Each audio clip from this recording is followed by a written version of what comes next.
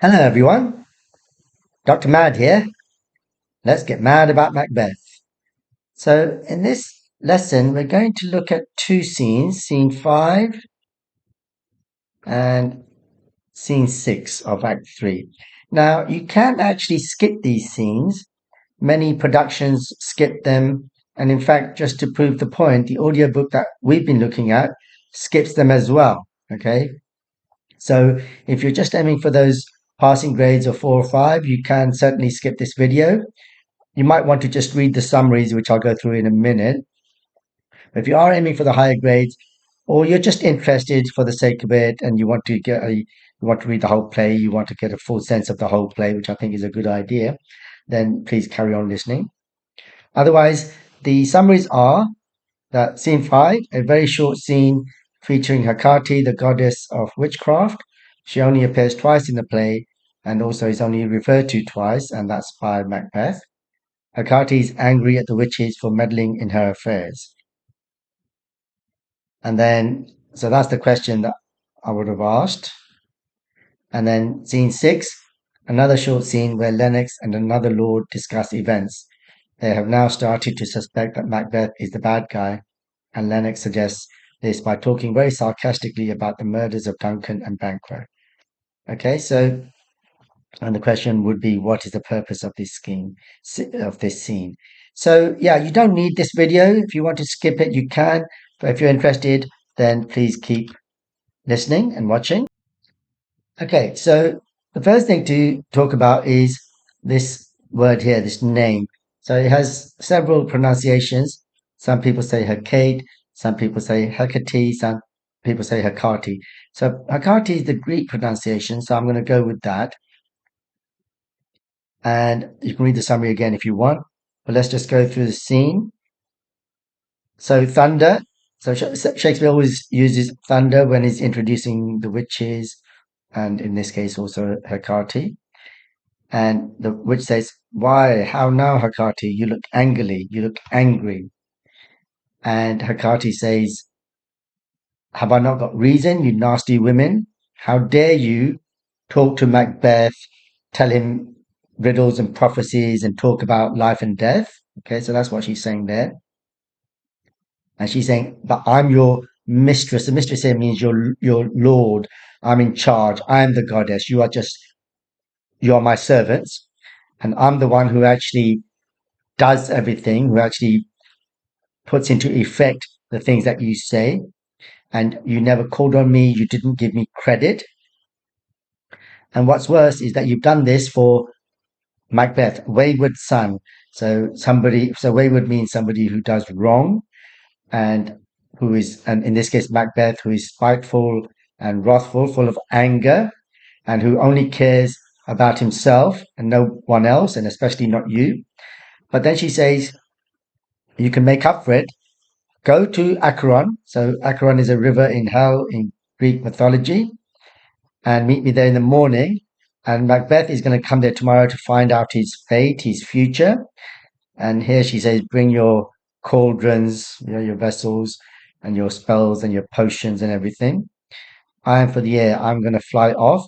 And tonight I'm going to spend coming up with a terrible end that will end in his death. Yes, so fatal means to do with death.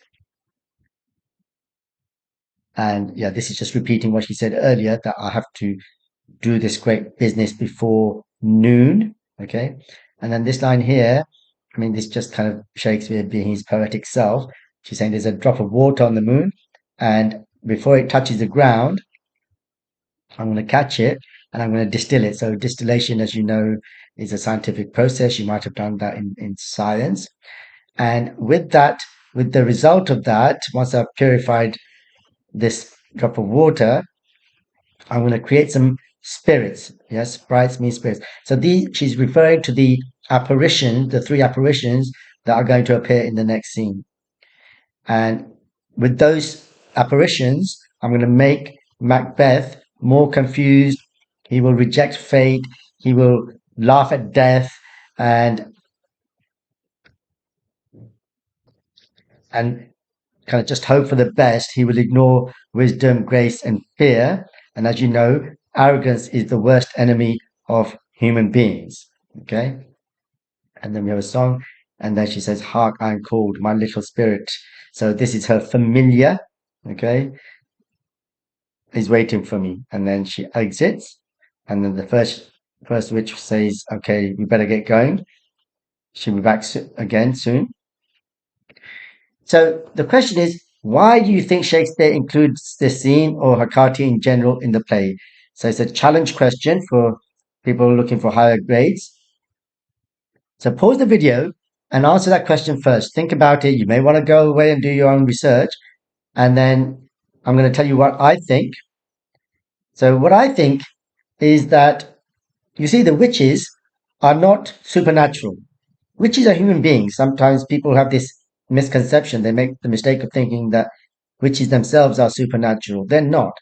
They are human beings who talk to the supernatural or the supernatural powers. And actually, what they're doing indirectly there in terms of witchcraft is they're talking to Hecate. So it's Hecate who actually does everything.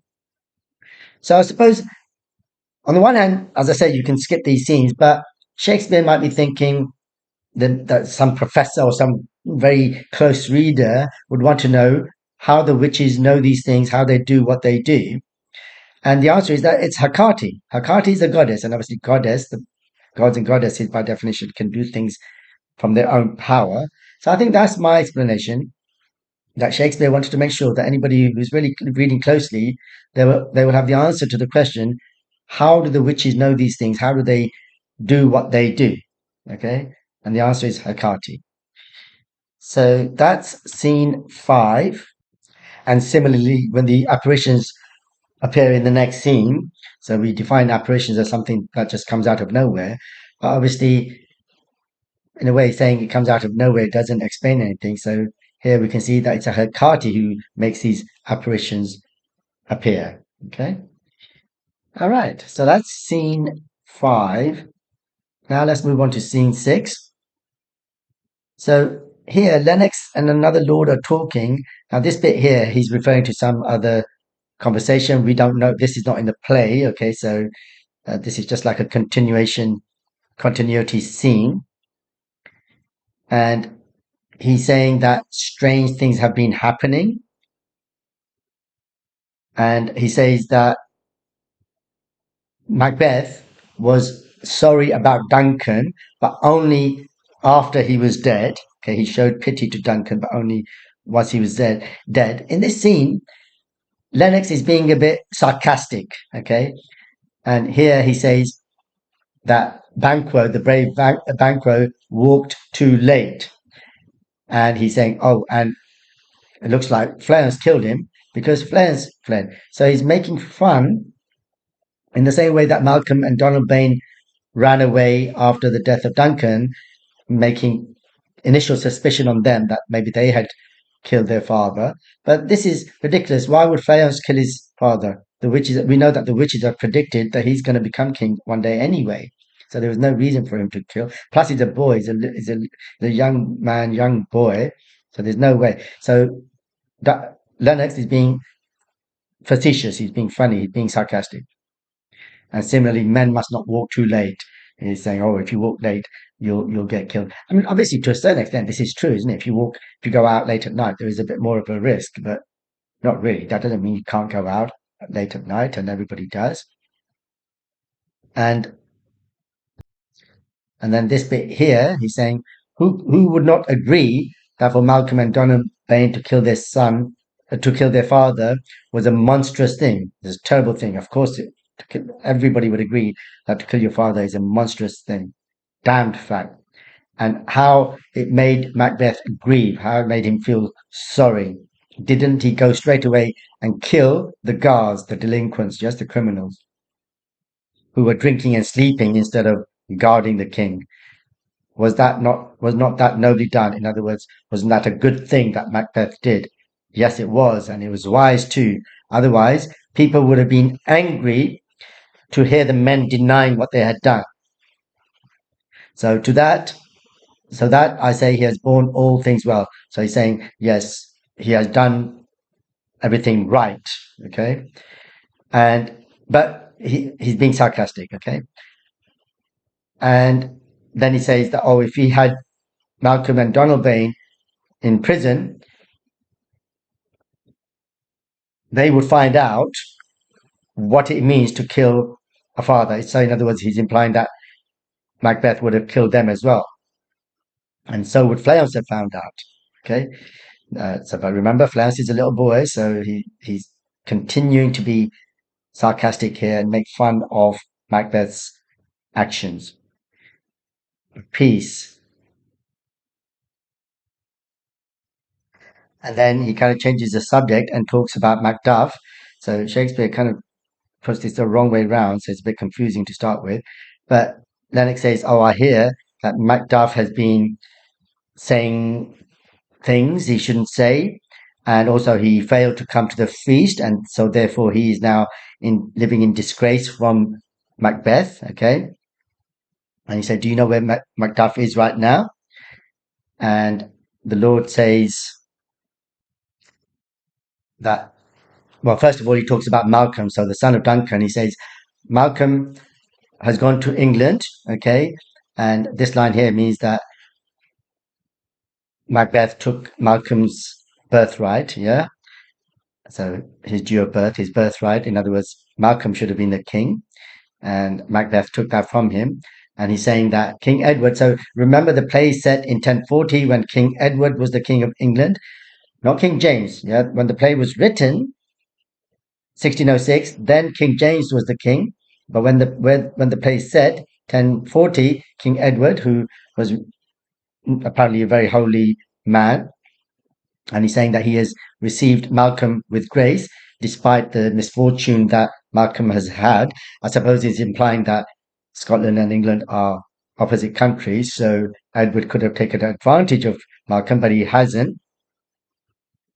And he's saying that in the same place, Macduff has gone also to pray to the Holy King, in other words, King Edward, and ask his help, and also from Lord Northumberland and Warlike Seward. So these are great soldiers and leaders and so on. So Warlike doesn't necessarily mean that he goes looking for a fight. It just means that he's a good soldier. He's a top soldier, and that by their help and with him above. So this is God, okay, and with God's help to kind of approve of what Malcolm is doing. The next few lines here, you don't need to worry too much about them. Just saying that we can hopefully go back to peace again, start eating and sleeping at night, and have our feast without knives being present. Okay, and pay homage to the rightful king and receive honors back in return. And he's saying, "Oh, which we pine for now." So to pine means to long for. So we long for that peace that we had, presumably when Duncan, although we know that actually there was a war going on, wasn't there, at the end? But maybe they're talking about before that, when King Duncan was maybe in his prime and everything was fine. And then he's saying that hearing all of this, that what Malcolm is doing and Macduff is doing, Macbeth, so this king here is Macbeth, okay, not King Edward. So he's saying King Macbeth is now really angry and he's preparing for war. And Lennox says, "Did he send for Macduff?" And the Lord says, "Yes, he did." But Macduff said, "No, I'm not coming." And he turned his back to the messenger, who hummed and said, "Oh," as if to say, "You'll regret turning your back. You'll regret saying no to Macbeth." And Lennox says, well, he would be well advised to keep his distance, and some holy angel should fly to England and ask Macduff to come and help this poor suffering country, in other words, Scotland. And the Lord says, yes, I'll send my prayers with him. In other words, I agree with you. So, what is the purpose of this scene, do you think? So, it's a challenge question. Have a think, pause the video, go and think or do your research, and then I'm going to just tell you my answer. And the answer in this case is actually not as complex as the one with Hecate. This is just a continuity scene and also showing how people are turning against Macbeth. So Shakespeare wants to be thorough. He doesn't want to kind of jump in the plot where people can think, hold on a minute, what happened there? He wants to show how people are gradually turning against Macbeth. Okay, so this is really just a continuity scene. Okay, so that's those two scenes there. As I say, you don't need to worry too much about them, but if you are interested, and certainly some kind of a reference to Hecate and the purposes of these scenes in one sentence, maybe in your essay, would be a high grade thing to do. So there you go. I hope you found that video useful. And if you did, please do subscribe and tell all your friends about it. And see you in the next scene, which will be the three apparitions.